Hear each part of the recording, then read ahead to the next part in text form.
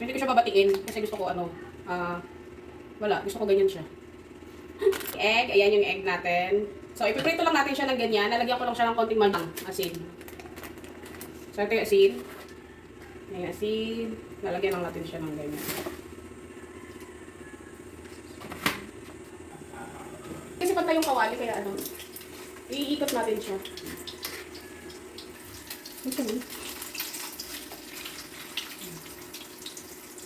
Ba ito? Ito yung dilaw. Naputas kaya. Kaya next natin lulutuin is itong pansit. Itong pansit lulutuin natin to. Kasama ng itlog. Siyempre kasama to sa breakfast. Wala lang. Ganito yung inaalmusal namin always. Kaming mga mahihirap. Itlog.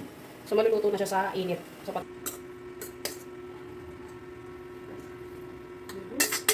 pandesal. Baka nga i-voice over ko na rin ito eh. Pagka hindi ko siya na-edit ng So, ayun yung pandesal. May palaman na peanut. Tsaka kami papalaman ng peanut. Lagagi, may lamdam pa. Chill lang. So, ito yung ating morning breakfast. So, ayan, hindi makita.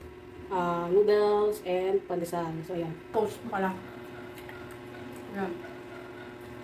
Pansit. Okay. So, ganito yung pangkaraniwang almusal ng mga mahihirap. Ayan. Pandesal bread.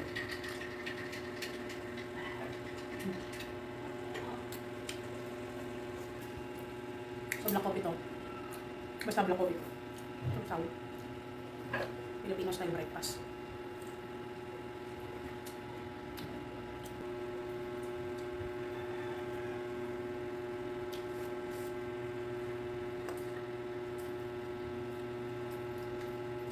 So, parang pala naman ito.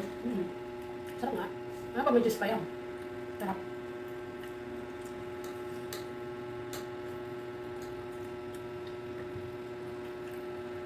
So yan, thank you for watching.